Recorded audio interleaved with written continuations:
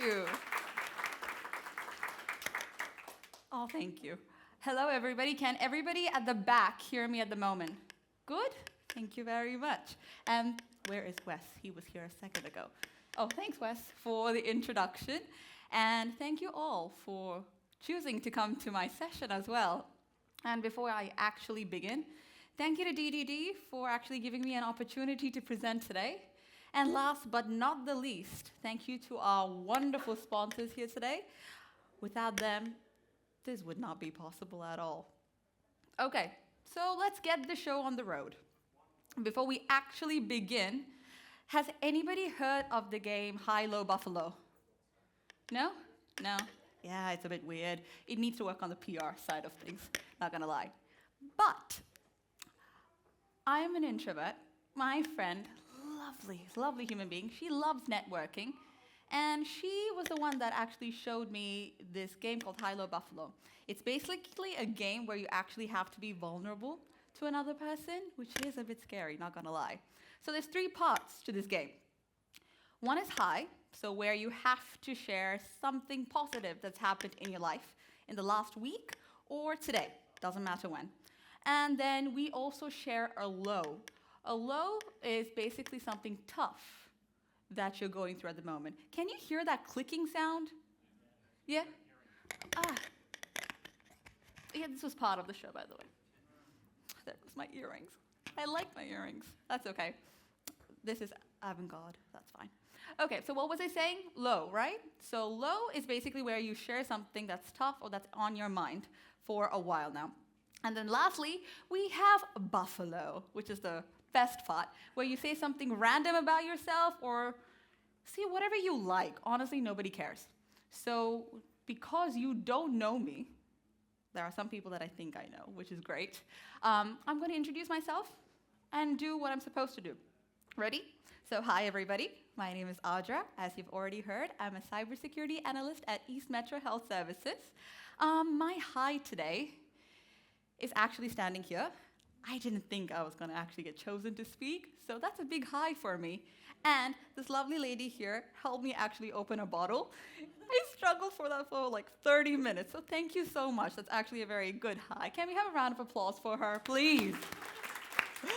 Okay, my low is the fact that I just got back from a long trip from India, and I'm sick, so the left-hand side, no, this left-hand side is gone. I have an ear infection, and I'm scared that I'm actually going to sound sick when I talk to you. Hopefully I don't sound sick, but I think I'll be fine, and I'm not infectious anymore, so woohoo. And then that's my low. My buffalo. My buffalo is the fact that I sweat a lot. No, seriously, you have no idea. And I realized that while I was presenting a couple of years ago in front of my directorate, so that's a lot of people, this really nice dashboard. And it was a June, by the way. And I sweat through 3 layers of clothing. You see, it's that bad. And it was only for 15 minutes, so God, I didn't know I could produce that much water. So after the whole shebang, my colleague and my dear best friend at work comes up to me and goes, "Damn, Ardra, you looked so confident." Where? In which country? I was so confused at the whole situation, but I was like, wait, if I can kind of confuse her. Does that actually make me an introvert? Yes, it still makes me an introvert, because being an introvert does not mean you can't public speak. It just means your energy is a bit different. In the sense, you conserve the energy differently. So I am the type of person who likes to be by myself and then recharge. And then when I go outside to talk to people, I expel my energy carefully. Not to everybody, but all the negativity and the nervousness and the sweat, that's not part of being an introvert. That's actually just my negative behaviors or thought processes that I've learned in the last couple of years that I've been alive. Thank you to all human interactions that I've had till then. So that's it. So now that I've established that part, I was like, okay, so why How can I change all of this? That's when I realized something. I traveled back in time, in my head, of course. I'm a dancer. I'm an Indian Bharatanatyam dancer.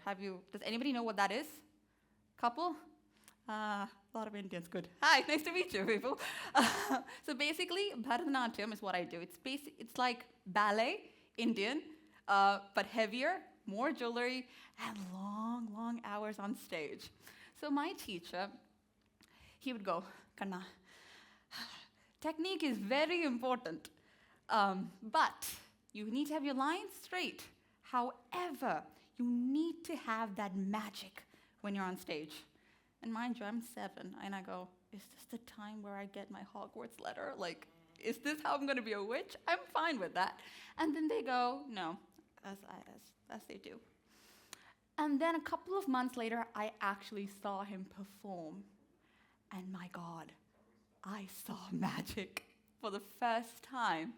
And that magic is called sportsmanship. Not sportsmanship, showmanship. I can't English either. Wonderful. So, showmanship. In the world of corporate or technical fields, like all of us, I've seen so many wonderful, wonderful people who are so hardworking and so brilliant. But you know what? They don't have showmanship. And in our world, showmanship is the communication skills. It's the public speaking skills. Because that can make or break you when you're in meetings, networking, or in public speaking areas. Communication is a skill, and your body is the tool. And it's an instrument. So how you hold yourself, how you gesture, what your mindset really does determine how people perceive you on stage or in a meeting room. It doesn't matter if you're an extrovert or an introvert. That is not a problem. Even big leaders like Jeff Bezos or Bill Gates, they had great ideas. And we all have great ideas here, right? I mean, at least we thought of waking up in the morning and coming here on time. That's a great idea. But what they have that we don't have at the moment is great communication skills or connections to get that great communication skills because they have money. We don't have that yet. So that's the main part. In the next 40 to 30 minutes that I'll be talking, I cannot guarantee that I can completely transform you into the best public speaker. However, I can guarantee that the tips and tricks that I provide you, and if you practice that for the next 3 to 6 months, like I did, you will get to where I am at the moment, because this did take a long time to do. Number 1. And number 2, this will help you shine in meetings and networking events. This is your responsibility at the end of the day. It is your responsibility to shine. No one else can come and shine a torch on your talents, unfortunately, unless you have great network already inbuilt. But do we have that at the moment? No. So we need to work a little bit harder than usual. So today, we're going to be working on 3 shifts to show how brilliant you are. So the first thing we'll be working on is our body and how we can shift that to help us be the best version of ourselves. Number 2, we're going to work on our voice. And number 3, we're going to work on our mindset. So are we ready? Yes. Hello, this side is gone. Can I hear a bit louder, please? Yes. Especially when we go at the back. Thank you. Okay, so let's begin with the first thing that comes easily and we can see. Your body. So, when it comes to visual presence, or public speaking, or confidence in general, visual presence is very, very important. And when I say visual presence, I'm really not talking about how I'm wearing. I mean, I did take care of looking good because I'm presenting in front of you all, but that's not what I'm talking about. It's not about what you wear, or what clothes you are, or sometimes where you come from, because those are the hurdles usually we all have. It is quite normal. But it's the small things, like posture, which is very important. How you are in front of people determines how they subconsciously judge you. For example, how confident, capable, or influential you are in that room. And I realized how important posture was during a Teams meeting. I was in a meeting where I was actually presenting one of my findings, And it was one of those meetings, that rare meetings where you know everything what's going on in the meeting, all the people there, all the information, you know what sort of questions are going to come at you.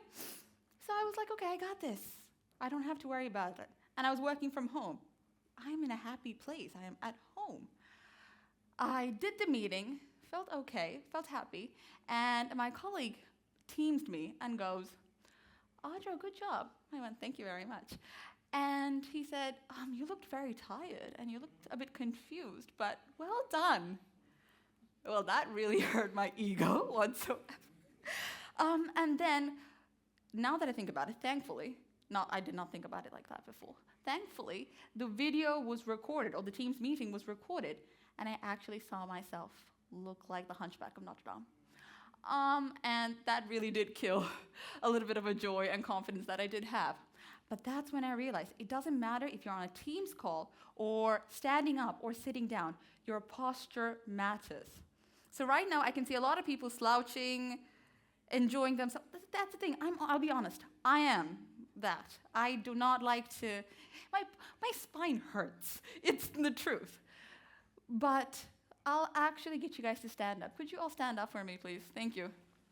And just be normal. Just be your normal self. You don't have to do anything. So this is me on a good day or a happy day. This is me. No. But what you have to do is shoulders back. You have to rotate your shoulder. I know, you have to actually work this thing. Okay, erect your spine and then hold your core. And you have to be conscious of doing that for the entire time of this presentation as well. That's the challenge I'm going to provide you guys. Keep this posture you have at the moment. Well done. I like how you're actually looking, chin up a little bit at the back. Yeah, the glasses, sorry. I can only see glasses at the moment. Chin up, beautiful. That's the spirit. And now sit down like this. And do not go back. What tip that I'm going to provide you is, I'm not going to be in camera here. I am so sorry already. I'm coming down. What you do is don't sit back. Sometimes when you sit back, you're actually very relaxed. I'm so sorry to the person at the back, but sit a bit forward on your chair so you can actually, that's it. Sorry for the camera. But don't sit back on your chair because you're more likely to be relaxed and just happy, but you got to go a bit front so you have your spine erect a little bit and your shoulders back and your core strong. See, this is a bit of a hard work. However, when I see you there, I can see the actual true you, the confident person that you truly are. And that actually makes a difference when you're in a meeting with a new client. They don't know who you are. They don't care. They just want to get the job done. But they're subconsciously assessing how well you're put together and how well you can talk, what you can already do. So these small things actually matter. So right now the challenge is not to slouch anymore because I can find you now. Perfect. And stay like this for the rest of the time. Simple, right? Let's see. Okay, and the next layer we need to work on are gestures and gestures themselves. There are two parts to the gestures. We have these things called arms, these dangly things. My friends, they love taking photos. They like posting on Instagram. It's wonderful. But I don't know what to do with these things on a day-to-day basis. And when it comes to meetings, it's the same thing. What I usually do is I fidget. I don't know if I'm going to diagnose myself with ADHD, but I think I'm going to slowly diagnose myself with ADHD if this is how it's going to go. I like to fidget. I like to cross my arms. I then slowly go back into slouching. Good times, good old times. But what I've realized is when I'm in a meeting or when I'm public speaking or just talking to a friend, my hands actually help make the stories come alive. And that's really beneficial when I'm talking about boring technical things to people who do not care about them. They just want the final product, which is pretty and nice. But they still want to know what actually happened, how much work you did in the background. So sometimes when you're actually using your hands, it makes great impact and makes you look smarter than you actually are, which is the best part. So it doesn't matter what you do with your hands. It does. But where you place your hands is important as well. So can I have your hands out? Do not hit anybody. No workers' comp here, please. Okay, so this is the hands that we have. Loosen it up a little bit. It's totally turning into a workout. This man over there is stretching. Thanks. Okay, so what you do is, even if you're using your hands, you have to use your hands in a specific area. So it's called the power sphere. So it's the area between your belly button, can everybody find that belly button? And your eyes. So this is the, yeah, that's it. Okay, no. So this is the area we work with when we're talking. This increases your space, basically. So right now I'm standing. If I have my hands here, which is what I usually do, it's not because I'm insecure, but this is where I'm comfortable being, honestly. Like when I sit down, I have my legs up on the chair. Who's done that before? Nobody? Thank you, thank you. Normal people behavior. But, yeah. But the thing is, when you're speaking, you need to look big. That way they'll have your attention for the 10, 20 minutes you'll be talking to them, which is very important because humans don't have a lot of attention span. Now with TikTok, social media, all of that, we don't have any attention span. So we have to be big. It's like talking to a child. You have to be big so they understand. So when you're speaking to somebody or narrating any technical jargon, talk to them with your hands and in front. Just do this for 2 seconds. You sound, this looks very cute, not gonna lie. Hi. Perfect, so this is very important. But there are 2 gestures that I'll teach you now that could work in any scenario, and you can work together to make you look a bit smarter. Ready? Okay, so what you do is platter. So what you do is you take your hand and just show them your palm. It's called platter, and you have your palms up, and it makes you look a bit friendly. Yeah, that's it. Hi. Exactly, when you do this, it's like, wow, okay, so I relate to him. I didn't even think about that. It's like, okay, maybe it works. So that means you're actually agreeing with me. Did you see that happen? Okay, kind of. 2% is better than 0%, yeah. That's exactly it. So this makes you look friendly. For example, Surgeon, what was your name? Sorry. Or what is your name? Scott. It's like, hi, Scott, welcome, nice to meet you. I haven't seen you in ages. It makes you look friendly. And if it's a new topic you're talking about, like right now, I'm open to you guys listening to me, and you guys are actually paying attention. So these things can make me look friendly. I might not be friendly, who knows?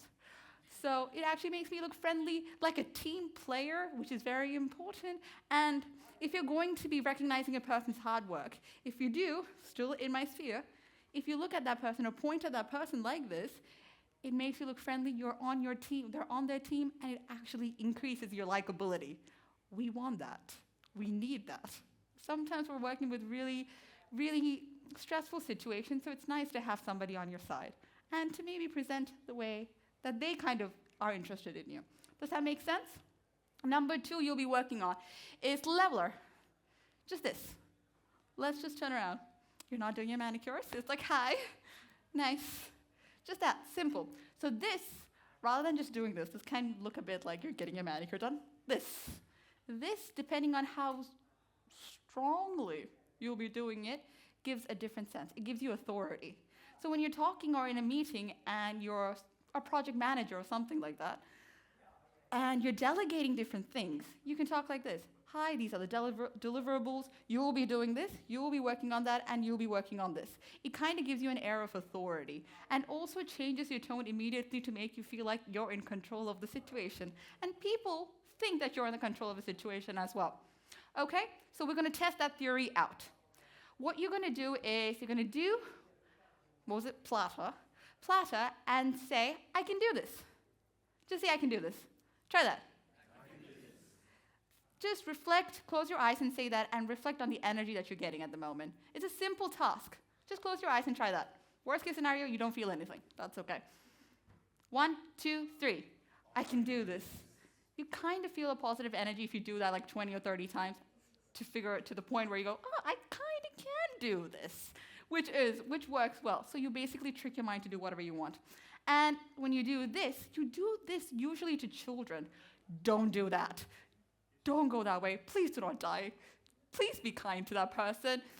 This is the sense of authority. I'm not going to actually get you to do that because I feel like everyone's usually doing that on a day-to-day basis with your family or your dog. My friend's dog does not listen to me or her, so I practice everything with the dog, I've realized. So that's the second part, the impact. So your gestures are important to convey the narrative and make you look credible, but also, I love how you're practicing it. I really like you. And also where you're narrating the whole story, and the location of it is very important. And last but not the least is eye contact. See, gestures and body are wonderful at creating and distracting people and getting the story across. But the main point of any sort of communication is to make sure you connect with the person you're talking to.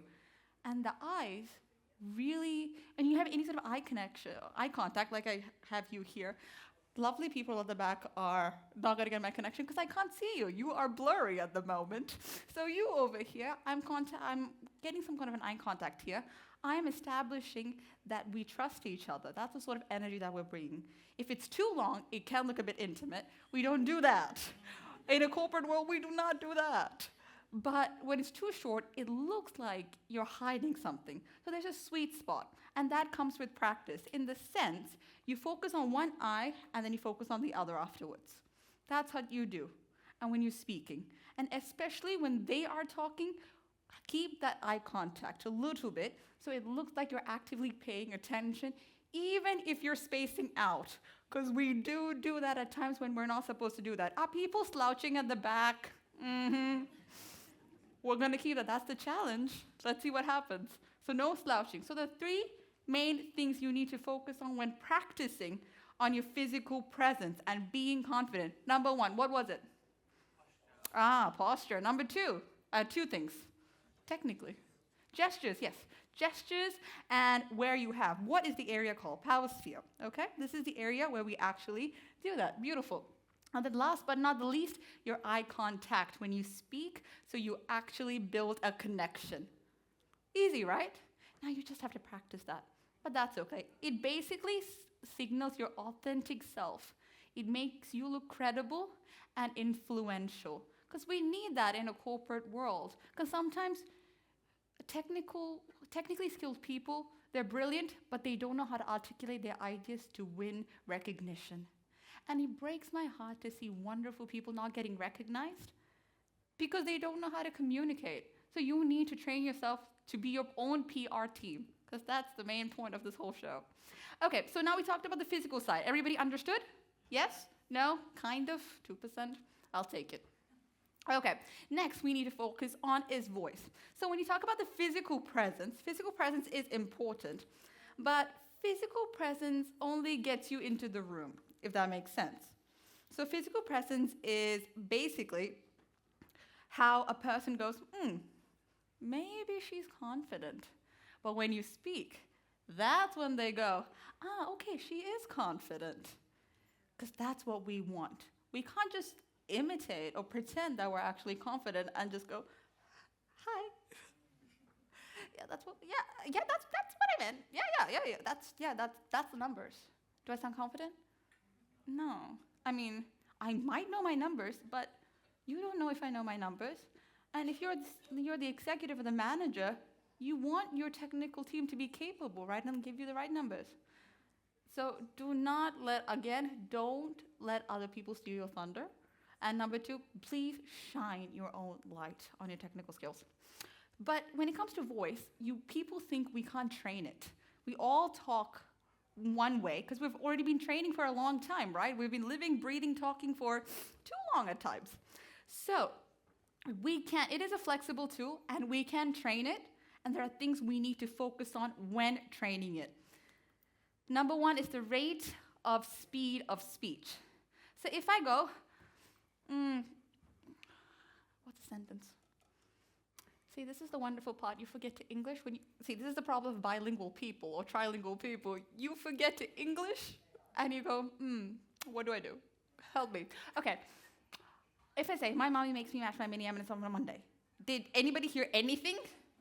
It's a lot. You'll be doing that, by the way. Just letting you know. That's what happens in a corporate room, especially when you have a lot of content and there are people asking you to get that content in. You will talk at 100 miles per hour, hoping they understand what you got. There's a good chance no one got it. I didn't know what I just said either. That's the truth of what happens. It's great when you talk that quickly when you're telling a story, like what happened on the weekend, the drama that happened with the Gossip Girls, or anything like that. It's great. It builds energy. It gets people hooked. But in a board meeting or a networking event with a person that's new or public speaking, if I speak like that, no one understands anything, and there's no connection that's actually built. That's important here. So what you do is you pull yourself out. You slow down. What I actually said was, my mommy makes me mash my mini M&Ms on a Monday morning.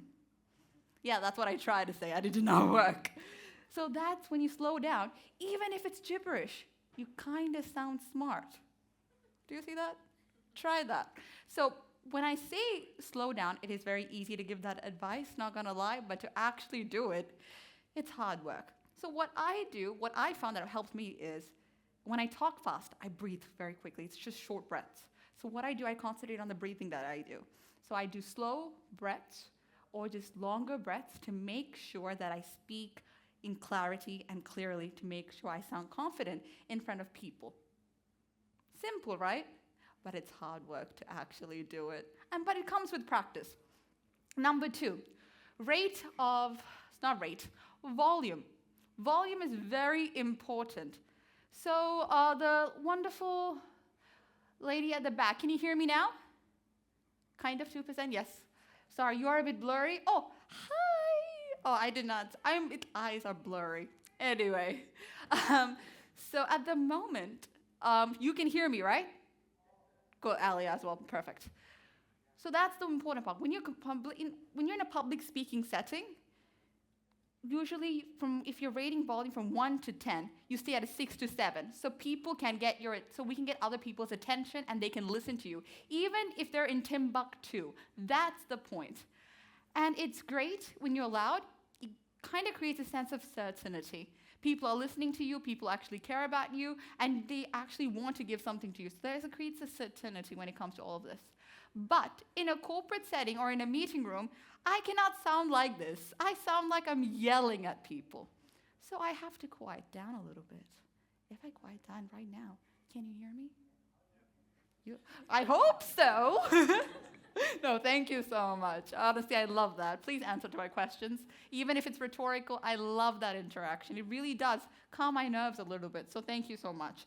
So the thing is, when you're in a meeting room or anything that, you have to modulate between being loud and quiet.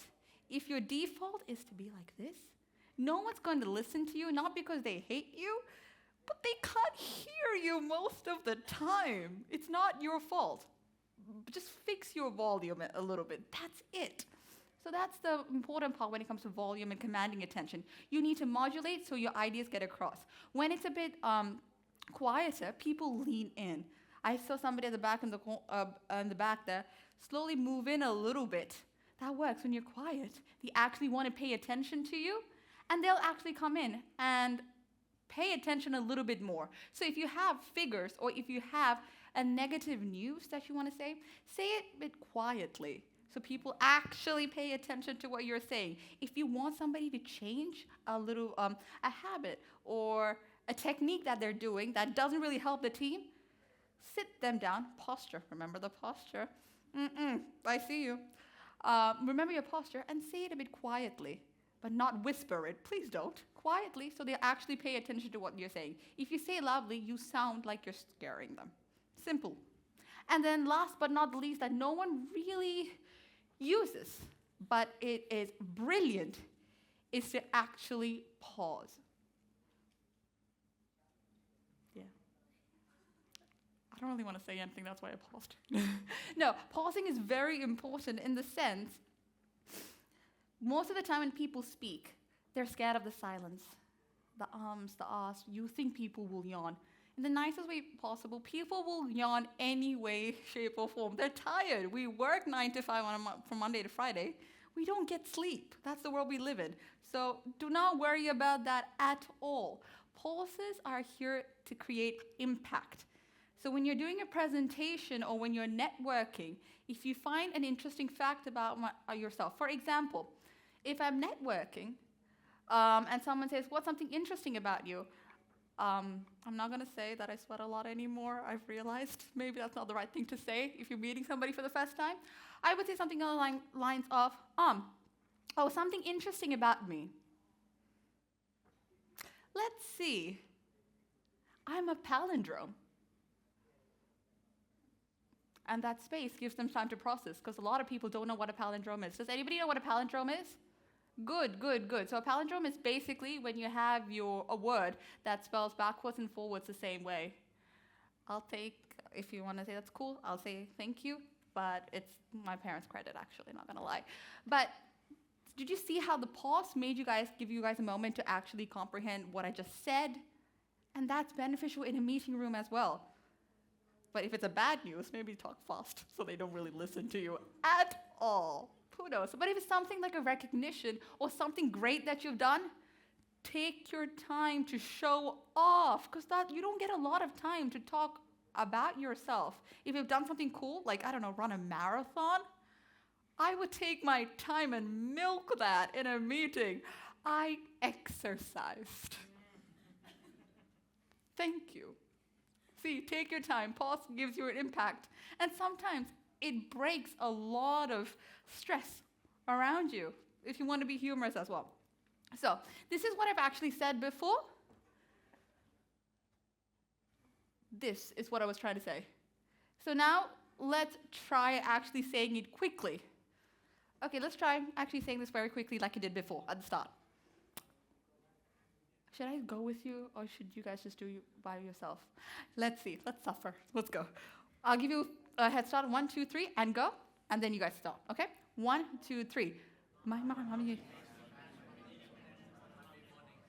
Did you feel like it was a controlled chaos, or just chaos in general? That's the energy you're projecting out as well. Not just as a group, but sometimes by yourself as well. And now try to do this slowly. My mommy makes me. What about volume? I can't hear anybody at the back. Are we asleep? I'm so sorry for being boring. Guilt trip, of course. Why not? Let's see. Okay, at the back, I want to hear you at the front. I have a mic, I know. But I want to hear you at the front. So let's try to look at the volume and see if you can actually command my attention as a group. It's not by yourself. And are we slouching? Mm-hmm. Okay, let's go. Volume high. My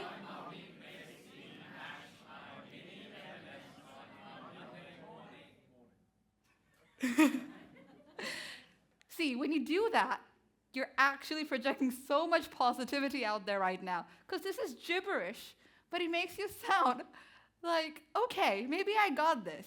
And people look at you or listen to you. And even if it's gibberish, they'd be like, wow, your mom does do that. Why? Interesting. Now, I want you to pause. Remember this. I want you to pause after mommy, after mash, after mini M&Ms, and then pause after Monday as well. How many was that? 4 times? 4 times? But you pause for 3 seconds. You've already heard this a lot, right? Now we're looking at the effect of when you pause and what happens to your brain as well as other people, because we're all in the same sync together, okay? Let's go. 1, 2, 3. My mom. No. Sorry. Let's start again. I'll count down to 3 seconds so we know how long to pause. 1, 2, 3, go.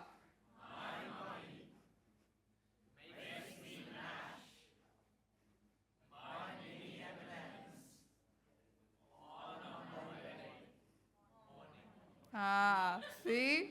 See, when you say Monday morning, and then you say Monday, and then you take a break, everyone's like, Monday when? Like, what are you talking about? See, that's the interest we need. See, when I was like listening to you, if I've heard that, I'm going to be totally confused, number 1. Number 2, you have me hooked on the pauses, because I'm like, finish the sentence, please. But that works too on any sort of situation. Does that make sense? So when it comes to voice, what are the 3 things we need to focus on as a group? And thank you so much, because I could not see that. They were like, thank you. No, I was like, I couldn't see the person that was giving me the timer. Anyway, so for volume, how long, so what are the things we need to work on when it comes to voice, our vocal image? Number one, speed. Thank you for listening. That's all good. Speed, and then volume, and then pause. These are the main three things you need to work on. So for me, that's the main things we all need to work on as well. And the next we need to focus on is the mindset. What I've realized a lot when I'm speaking and things like that, I get a lot self-critical. So it's a lot of conversations that I have is me, sort of centric, as in like, I don't think I can actually talk. I think I'll stutter. I still do stutter. Now that I'm standing here, I don't know if people are actually going to be engaged with what I'm saying. These sort of mindset can be true at times, but it doesn't matter. So the first thing you need to do is train your negative thoughts and shift from me to others. It's very easy to say that. It's a very easy sort of mindset, sort of advice to give. Change from thinking about yourself to another person or another thing. But how do you actually do that? By giving your brain another job to do, basically. So what you do is, when you're having a conversation or when you're in a meeting, be curious. Do not think about everything. We're still slouching people. Okay, exactly. So we think of something else. So right now, when you're listening to me, you become curious on what I'm going to be saying. If I'm in a meeting, I should focus more on, or if I'm having a conversation with Scott, right? Thank you. Okay, thank you so much. So if I'm talking to Scott, I will be asking questions on how his day was and week went. My full focus is on making sure that I pay attention to him rather than what I am going to be saying, and ask questions again and again, and also vice versa as well. You'll be asking questions about me, so we aren't even thinking about ourselves. We're thinking of the story that we're presenting to each other. It makes you look friendly and engaged and a better speaker at the end. And then lastly, what we need to focus on is, it's easy to do all of this or remember after these sessions, you need to practice. Now, how do you practice? You find random people. You collect them. My best place to collect these random people is in kitchens. Kitchens are not on your level. God, no, not on your level, so they actually know you. I go to other people's levels. It's a bit of a work. I go to other people's levels and other people's kitchen and sit there and go, oh yeah, I'm new. I'm not new, I've been there for like 4 years. That's a different situation. You go there and have conversations with people and go, hi, yeah, I'm new here. How was your weekend? Start with that and then go forth and ask, actually probe a little bit. It's like, hi Scott, how was your, I'm so sorry, I'm gonna be using you as an example. Hi Scott, how was your weekend? And then he'll give me something in the facts like, oh, I did gardening. I know nothing about gardening, but I will go, okay, Bunnings is related to gardening. Oh, so did you go to Bunnings? You find things that you know, connect it, and talk to them and ask questions. He might have gone to Bunnings, I hope. You have to go to Bunnings. You can't just steal plants. You could, but don't. Not encouraging that. So that's the thing when we talk to people. And then secondly, what you do is find opportunities to present. Like I'm here right now. Worked, kind of. So it kind of breaks your own sort of fear. And then lastly, record. And lastly, record the sessions that you're doing. For example, give yourself a day in the week to record yourself. Don't review it then. Take the day off, then review it afterwards. You will hate yourself. 110% you will hate looking at yourself. But review it one by one. Your voice, your features, and then how your mindset is getting transferred across. So 3 things you need to work on. Find people to talk, 2 things you need to work on. Find people so you can engage in conversations so you can improve yourself and get new friends. Please don't look like a stalker when you do that though. Number 2 is practice. Practice. And number 3 is find opportunities to get out there. And lastly, when it comes to being an introvert, it's actually a very good strength because we recharge differently. But all the negative thoughts we have, that's just bad habits that we've really trained ourselves with. How many minutes do we have? 5 minutes, right? 5 minutes. I want to do 2 things before we go. Number 1, I want you to actually connect with me on LinkedIn, and I'm going to be somebody that I didn't have. An accountability person. Not a coach, just a person you can let me know what's going on. Because there's a lot of people that I can see that have actually listened, paid attention, and have their postures up. Thank you so much. It means a lot. It is hard to do, I will say that. But I wanted somebody to be accountable for my behavior, what I'm doing, and things like that. Connect with me. Tell me your story, where you're up to in your journey. I am more than happy to have new friends, and I can practice too. Simple. That's the challenge. So hopefully by the end of next week, I hope I get a couple of messages. That's number one. And number two, how many minutes do I have left? Because I do like this crowd. 4? Should I do this? Okay, so what you do is, hopefully you have a random person next to you. You're going to do a high, low, buffalo. Maybe a high and a buffalo. No one really wants to know about low now. So I'm going to give you guys 2 minutes. Yeah. 2 minutes extra, that's what I said. 2 minutes to look at a random person next to you and say something high and a buffalo. Remember the things that I've actually said right now with your volume and everything else and your body posture. Go. 2 minutes. Plenty of time. Scott is here. Scott, random person.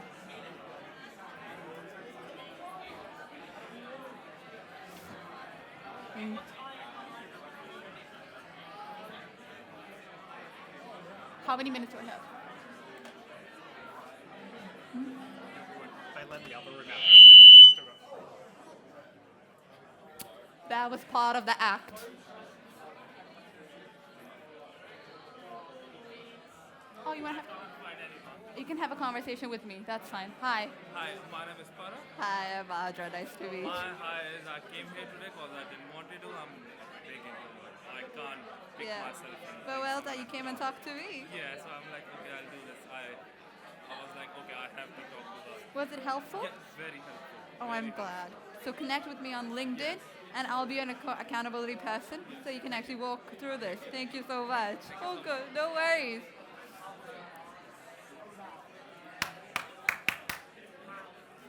Okay, people, focus, focus, focus. I've just become my year 3 teacher. Oh my God. Oh my God, and it worked. Focus, focus, focus. Yeah, I love my year 3 teacher, Mr. Kinley. Lovely guy. So I've said a lot of different things. I've talked about body, then what did I talk about? Volume, thank you, voice, same thing, kind of. And lastly, the mindset. So these are the 3 things you need to worry about and work on in the next 3 to 6 months. So hopefully, I will see a very changed person on LinkedIn when I'm talking to you or in person. Again, I'm going to repeat this. It's your responsibility to shine. It's no one else's responsibility to shine a torch on you. And I'm very, very sure that you guys are going to do it. Thank you so much for being so kind to me and listening to what I had to say. Hopefully it was helpful. I'll be here. Please come and talk to me and start practicing. And thank you to the AV team for helping me out with all of this. Almost lost an earring, but that's okay. And thank you to Wes, and thank you to DDD for this opportunity. And thank you all for being so kind to me. Ardra.